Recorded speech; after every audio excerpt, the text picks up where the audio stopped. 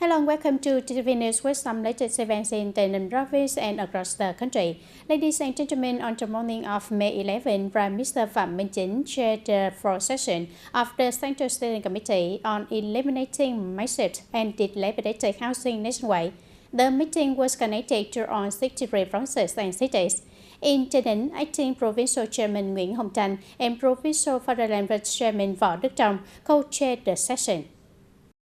Since the program began, nearly 209,000 houses have been addressed, and 111,000 completed and handed over, and 98,000 under construction. About 77% of the total needed houses across all the target groups have been started or finished. In TayNinhTV, Mr. Nguyễn Hồng Thành informed that the two key projects focus on housing for policy beneficiary families and the poor need poor house on, with support from 193 units totaling over 50 billion Vietnam dong. The province has repaired or built for 697 houses, with 172 for policy families and 525 for the poor households, with over 58 billion Vietnam dong in the total funding.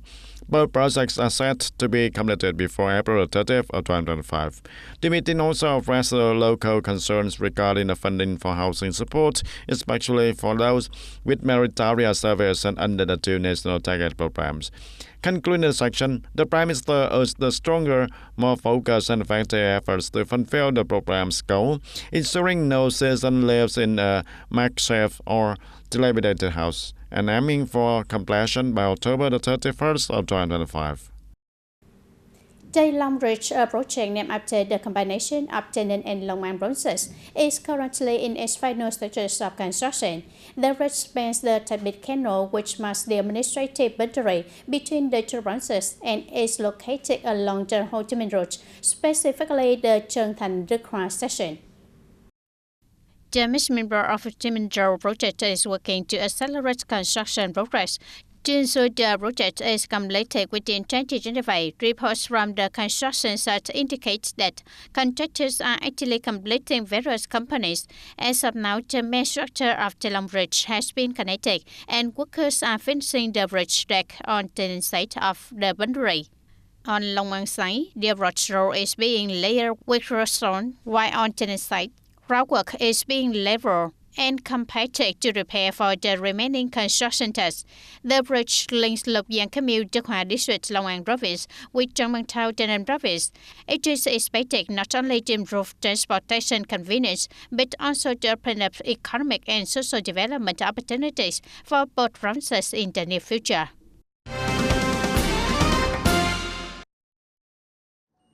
To achieve double-decked economic growth, TayNinhTV Province has issued a plan to better manage and utilize economic resources, focusing on applying science and technology in production and processing to boost productivity, quality, and added value.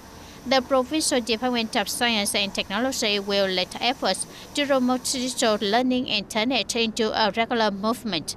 Policies will also support innovation, technology upgrades, and digital transformation, especially for small and medium-sized enterprises.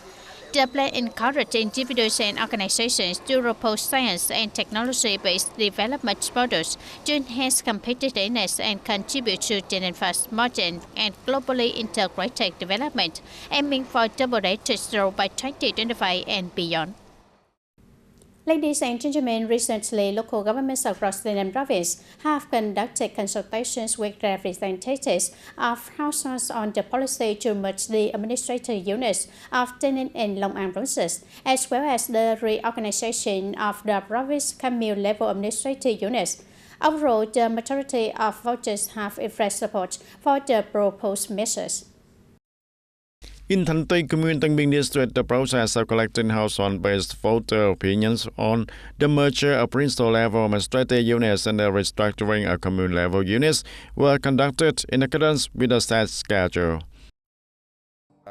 After receiving guidance from the district, the commune deployed officials to each household to gather opinions, and during this process, the objectives and requirements of merging provinces, abolishing districts, and consolidating communes were clearly explained, and the people showed strong support. from over 3,000 household-based voter opinions from collected across 5 hamlets of the commune, 99.97% agree with the merger of Tân Biên Thảo, Tân Bình Commune and Thanh Tây Commune with the newly merged administrative unit to be named Tân Biên Commune. The voters also agreed to the merger of Tây Ninh and Long An provinces in a single province named Tây Ninh, with the new administrative political center located in Tân An city of Long An province. And I personally fully support the policies of the port in the state. I believe this direction is very appropriate for the country's development conditions and aligns with the global development trends. According to a report on the collection of voter opinions in TayNinhTV, 99.57% of voters agree with the merger of TayNinhTV and Long An provinces. And regarding the restructuring of the current 94 commune-level administrative units, communes, boroughs and towns into 36 new commune-level units, 99.51% of household representatives expressed agreement. I say this as a historic milestone in the organization of our administrative apparatus, and with the ultimate goal being the growth and the development of the people's livelihoods based on a more streamlined and efficient system that meets the country's requirements in the new era. And the high voter consensus on these major policies has created very favorable conditions for TayNinhTV province to continue the next steps in finalizing the process of merging TayNinhTV and Long An, as well as reorganizing the commune-level administrative units within the province.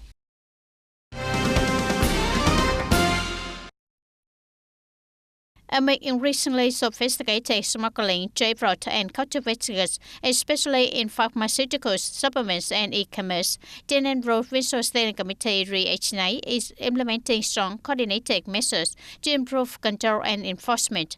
Authorities are strictly enforcing internal anti-corruption rules and developing tailored strategies for specific areas and times.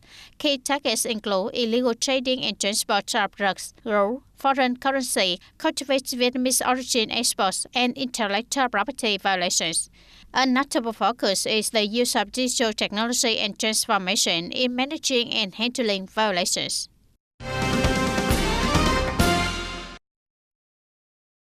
Over the last time, the Department of Culture, Sports and Tourism, in coordination with the localities, has carried out various activities to enhance the value of historical and cultural sites in the province.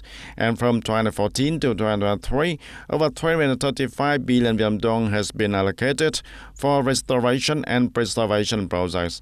The sector also collaborated on protecting heritage sites and their surroundings, linking with the Friendly Schools Active Children's Movement. And currently, 31 sites are being cared for by schools, and heritage education has been introduced in 148 schools, engaging tens of thousands of students. Most ranked sites now feature QR codes to help the visitor access information easily. Dear audience, the Ho Chi Minh City Mobile Expressway project, spanning over 11 kilometers through Trang Bang Thảo, affects nearly 1,000 households and organizations covering more than 140 hectares. As of May 7, Trang Bang has completed a road compensation and resettlement plan and is gathering public feedback. Local authorities are continuing efforts to promote awareness and build consensus to accelerate land clearance and ensure the timely progress of this key expressway project. In recent months, Trang Bang Thảo has placed strong emphasis on compensation and site clearance for Ho Chi Minh City Mobile Expressway project. To date, the town has finalized the land acquisition boundaries, completed measurements and inventories of land, housing structure and groups in the affected areas, and has consulted on land prices and issued land acquisition notice to each affected households and organization. During the public consultation process on the road compensation plan, many residents expressed the hope that authorities could adjust compensation rates to be more reasonable, allowing them to purchase or build new homes and land of equivalent value to what is being expropriated. The compensation ratios for land applied in this project are based on market value.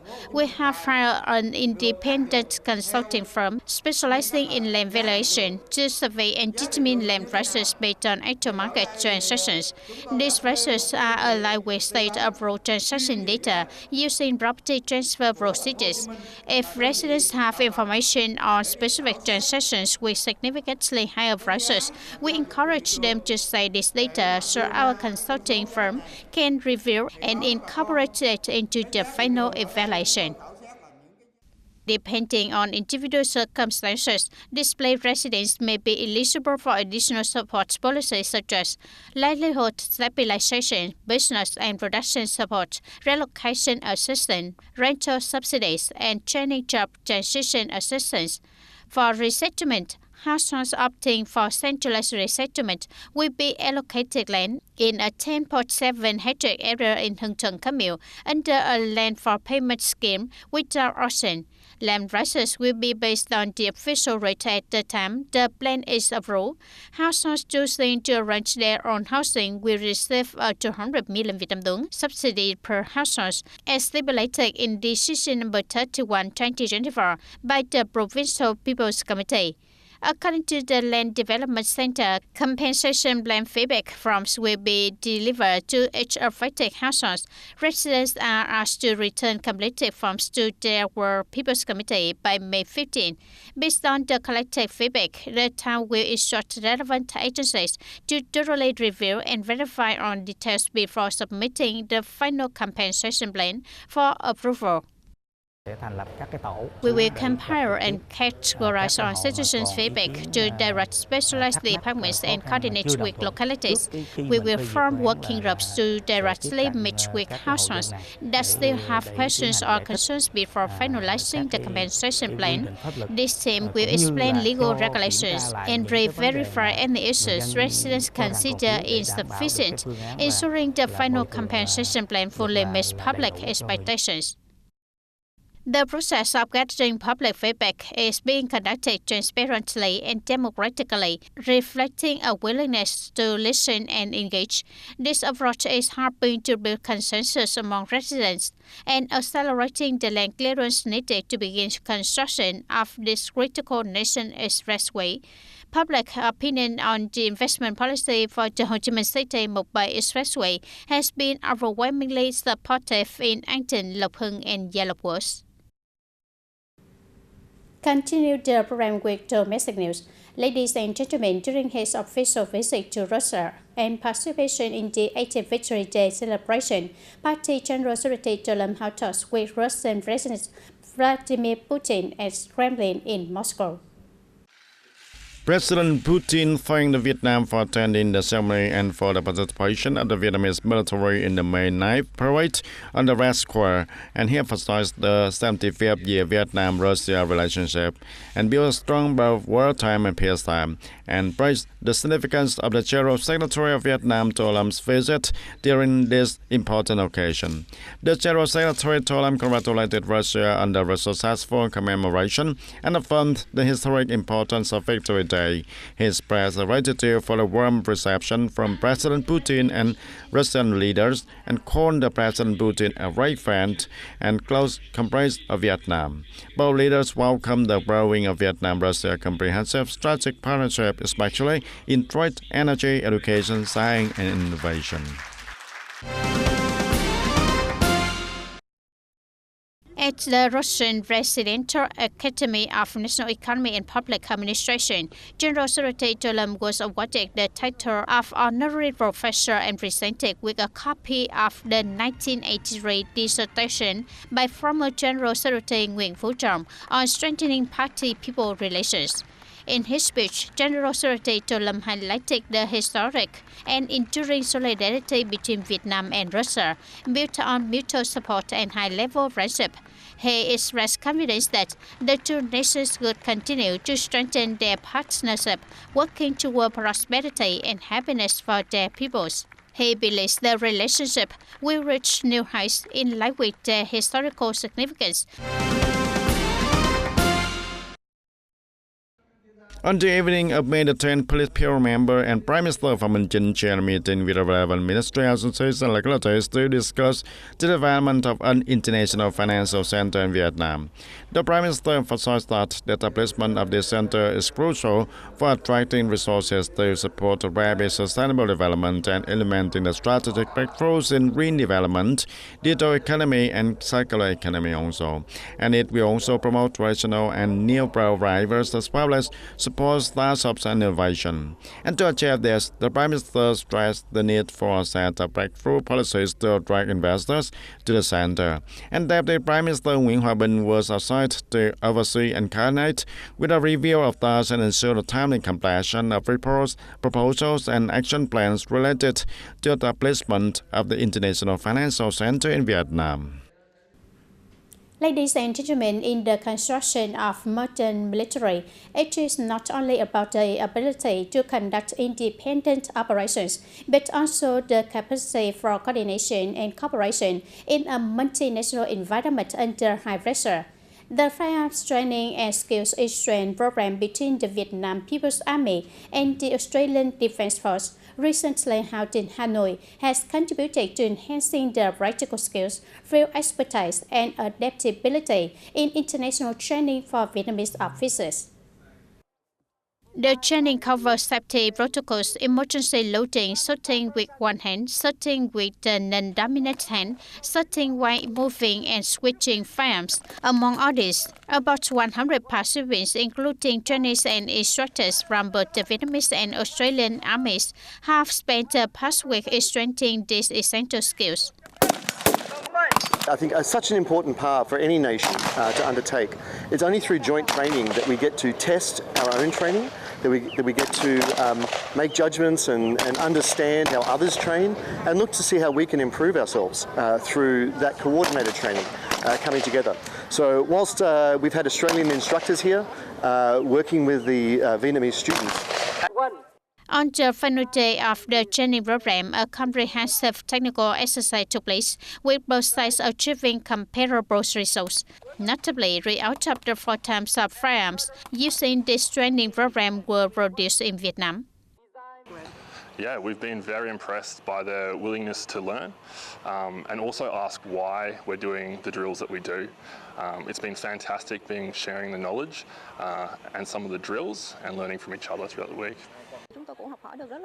We have learned a lot, especially about setting sensors and techniques for quickly and accurately handling situations.